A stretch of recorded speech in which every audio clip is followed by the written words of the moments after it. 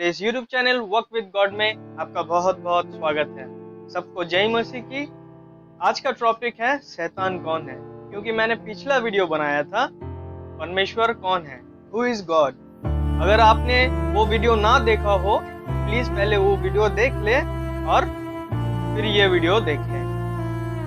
आज का टॉपिक है शैतान कौन है। सबसे पहले हम ये जानेंगे शैतान का नाम क्या है। शैतान का नाम लूसीफर है। आपको लाखों करोड़ों वीडियो मिल जाएंगे लूसीफर यानी शैतान के बारे में, वीडियोस लाखों करोड़ों मिल जाएंगे। पर आज मैं बाइबल के अनुसार बाइबल क्या कहती है वो आपको बताने के लिए आया हूँ, ना कि कहानी बताने के लिए आया हूँ। जो बाइबल कहती है वही आपको पता चलना चाहिए। मेरे YouTube चैनल को सब्सक्राइब कीजिए, वीडियो पसंद आए तो लाइक कीजिए, नोटिफिकेशन बेल आइकन को क्लिक कीजिए और फेसबुक पेज को फॉलो जरूर करना। आइए देखते हैं।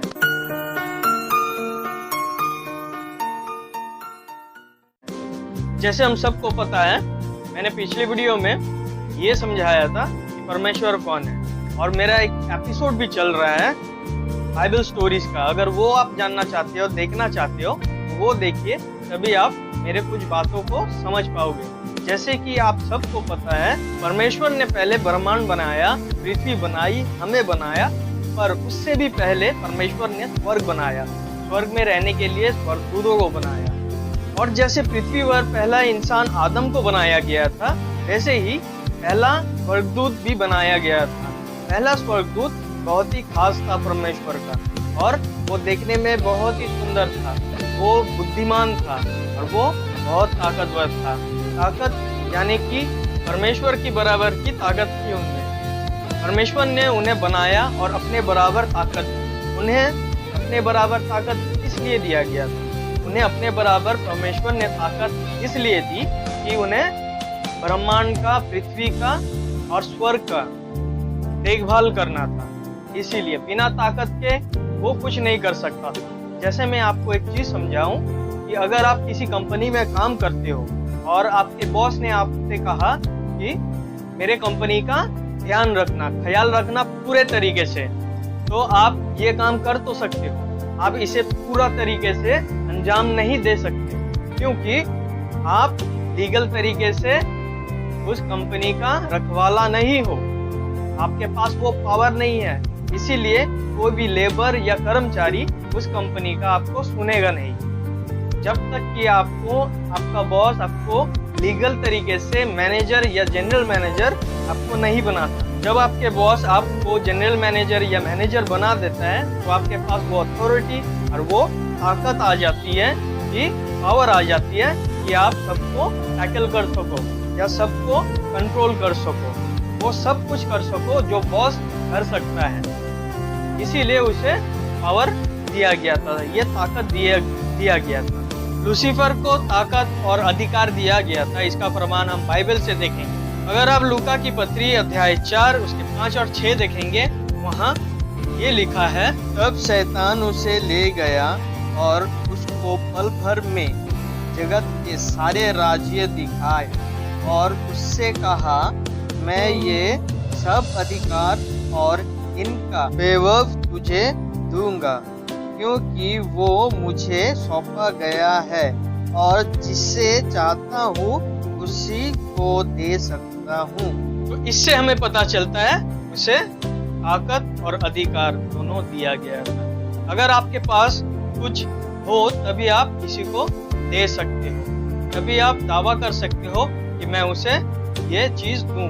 अगर आपके पास वो चीज ना हो तो आप किसी को दावा नहीं कर सकते हो कि मैं ये दूंगा। पर एक बात और भी है, उसे पूरा ताकत नहीं दिया गया था। अगर परमेश्वर 100% है तो वो 60% है। अगर आप कुछ भी काम करते हो, जनरल मैनेजर के पोस्ट में या मैनेजर के पोस्ट में कुछ भी बदलने की कोशिश करते हो या कुछ भी बनाने की कोशिश करते हो, तो बॉस आकर के वो बदल सकता है। बॉस का ये पावर होता है कि वो आपका काम या आपका किया हुआ वो बदल सके।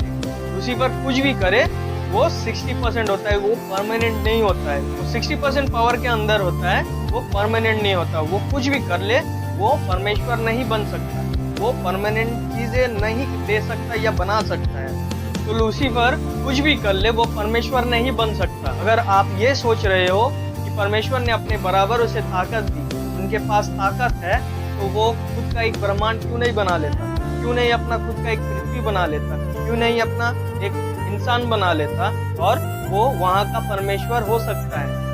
पर क्योंकि उसके पास पूरा ताकत नहीं है, क्योंकि 60% ताकत है, इसीलिए वो परमानेंटली कुछ नहीं बना सकता। अगर वो कुछ बना भी लेता है तो परमेश्वर उसे बदल सकता है। आपको उतना ही ताकत दिया जाता है जितना आपको जरूरत है। आपको मैनेजर के पोस्ट में रखा जाता है, उतना ही अथॉरिटी दिया जाता है कि आप जितना एक्सेस कर सको कंपनी के अंडर। उसका नाम लूसीफर है। हमें ये कैसे पता? ये दुनिया को कैसे पता उसका नाम लूसीफर है? क्या खुद लूसीफर ने आगे बताया? क्या कुछ ऐसा हुआ कि कोई लूसीफर से मिला, वो अपना नाम उससे बताया? ऐसा कोई प्रमाण नहीं है। पर इसका नाम लूसीफर है, ये प्रमाण हम बाइबल से जानेंगे।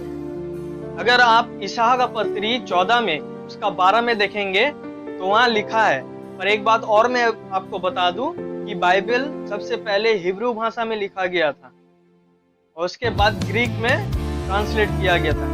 फिर ग्रीक से अन्य और भी भाषाओं में ट्रांसलेट किया गया है। आज जो हम बाइबल पढ़ते हैं वो ट्रांसलेशन है। अगर आपको उस वचन में उसका नाम नहीं मिलता है तो आप इंग्लिश बाइबल का ओल्ड किंग जेम्स वर्जन आप खोल करके देख सकते हो, वहाँ लिखा है, how you are fallen from heaven O Lucifer son of the morning, how you are cut down to the ground, you who weaken the nation. तो हम देखते हैं वहाँ लिखा है वो लूसीफर। तो उससे हमें पता चलता है उसका नाम लूसीफर था, जो हेवन से, जो स्वर्ग से गिराया गया था। लूसीफर को स्वर्ग से क्यों निकाला गया था? क्या कारण था? ये भी हमको जानना है। किस तरीके से वो शैतान बना? वो एक स्वर्गदूत था और वो आज्ञाकारी था, वो बुद्धिमान था, वो देखने में सुंदर था, वो सारे स्वर्गदूतों से भी अधिक शक्तिशाली था। फिर ऐसा हुआ कि उसके मन में एक घमंड आ गया था, एक अहंकार आ गया था कि मैं इतना ताकतवर हूँ, इतना सुंदर हूँ, तो मुझे स्वर्ग के सिंहासन में बैठना चाहिए। उसके मन में ये घमंड आ गया था। इस बात का प्रमाण के लिए हम ईसाया का पत्री उसके 14 और 13 पढ़ेंगे।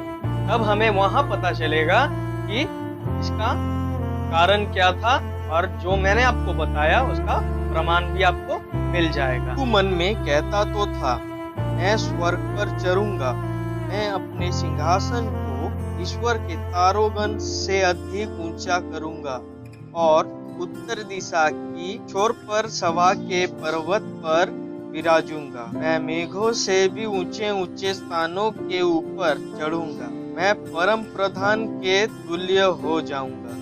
तो हमें इससे पता चल जाता है कि किस लिए उसे स्वर्ग से निकाला गया था। अब उस समय जब वो परमेश्वर के विरोध विद्रोह कर चुका था, वो अपने साथ कुछ और भी स्वर्गदूत लिया था और स्वर्ग में जंग छेड़ दी।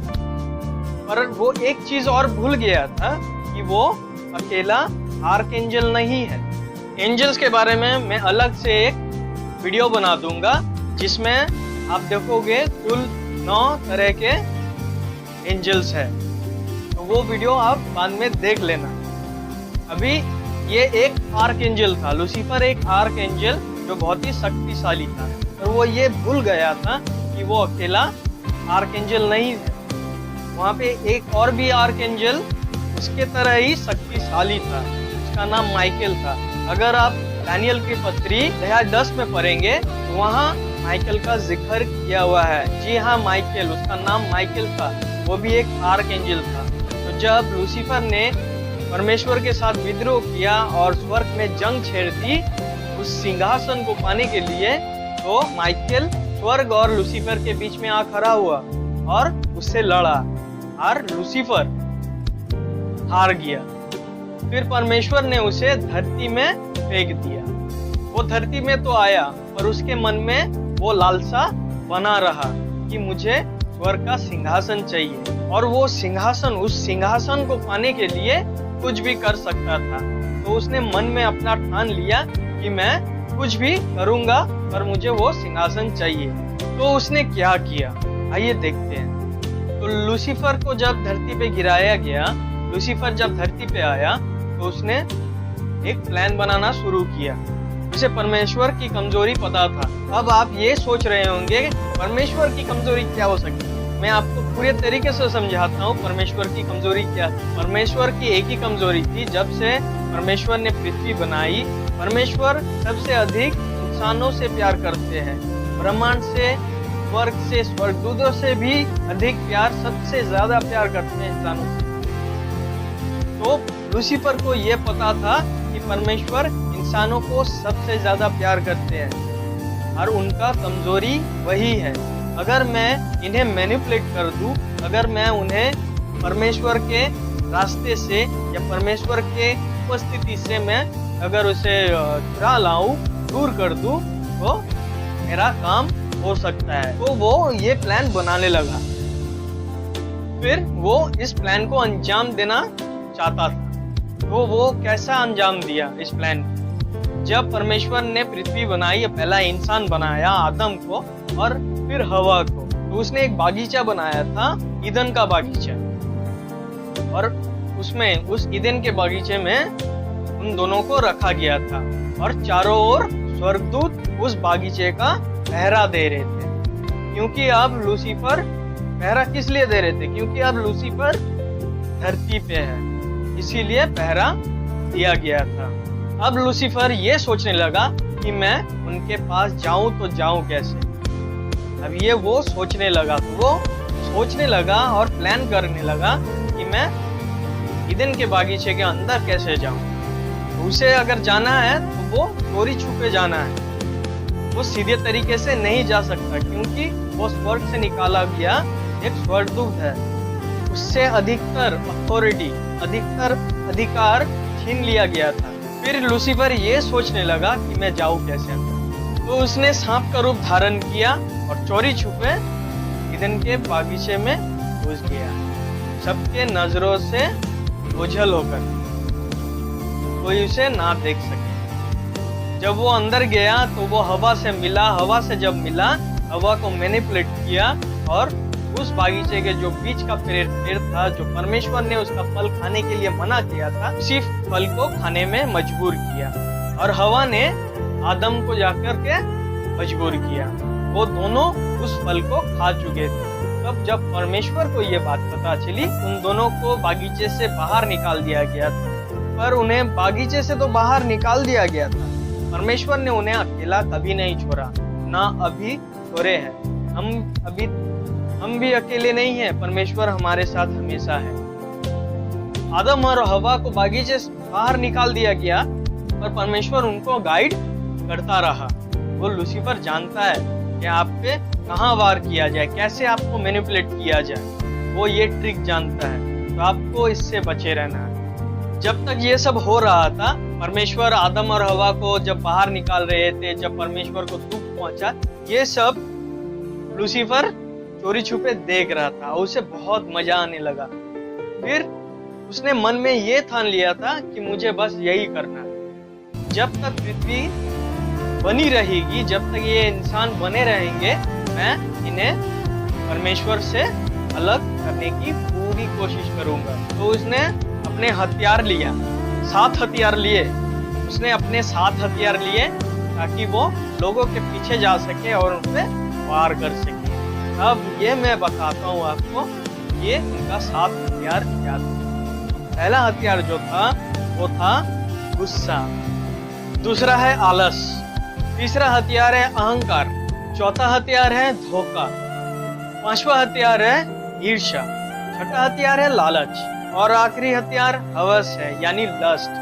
तो इन हथियारों से वो इंसानों को वार करता है। पर आप घबराए मत, क्योंकि परमेश्वर ने हमें इन हथियारों से लड़ने का तरीका भी सिखाया और अपने हथियार भी हमें दिए।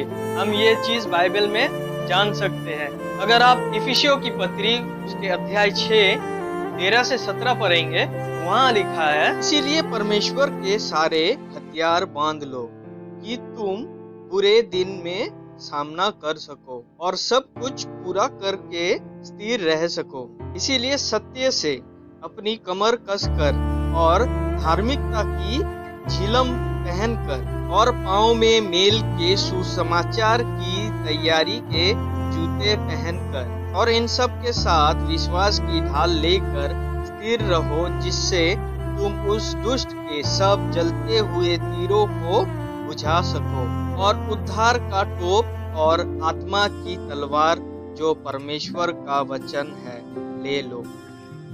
और हम इन हथियारों को कैसे इस्तेमाल करें, इसके बारे में भी परमेश्वर ने हमें बताया। अगर आप निगमन की पत्री अध्याय 20 पढ़ेंगे तो वहाँ लिखा है परमेश्वर का पूरा 10 आज्ञा। वहाँ 10 आज्ञा दिया गया है। उस आज्ञा को आप अगर पालन करेंगे, उन हथियारों से लड़ने का तरीका मिल जाएगा। तो आइए हम और आप मिल करके शैतान से लड़े और उसे हराए। जैसे वो स्वर्ग में हारा था, वो पृथ्वी में भी हारेगा।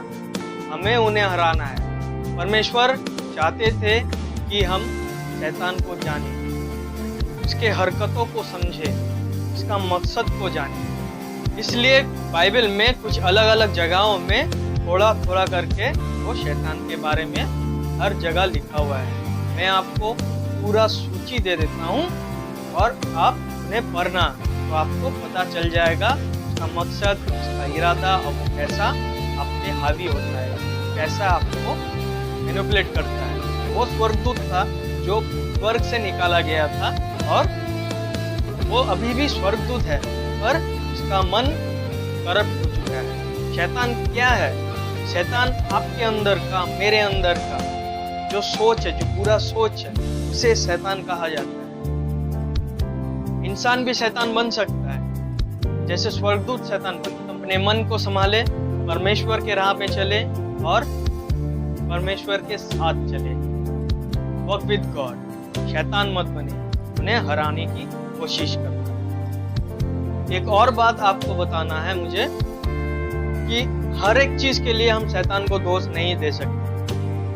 कुछ ऐसी भी चीजें हैं, कुछ ऐसी भी बातें हैं जिससे हम हमारे कारण विपत्ति में गिरते हैं, प्रॉब्लम में आते हैं। जैसे आप लेट से सुबह उठते हो और लेट से ऑफिस पहुंचते हो, ये पहला दिन होता है, फिर दूसरा दिन भी होता है, फिर तीसरे दिन भी होता है, फिर चौथा दिन जब होता है तो आपका बॉस आपको नौकरी से निकाल देता है। इसके लिए हम शैतान को दोष नहीं दे सकते। ये हमारा लापरवाही की वजह से होता है। प्लीज लापरवाही जिंदगी में मत कीजिए। जिंदगी को सही तरीके से लेके जाइए। मन में परमेश्वर का प्यार, उनका भय, उनका आदर रखें और उनके साथ चले। Walk with God. हमें शैतान से डरने की कोई आवश्यकता नहीं है, क्योंकि वो हमारा हानि नहीं पहुंचा सकता, क्योंकि परमेश्वर हमारे साथ है।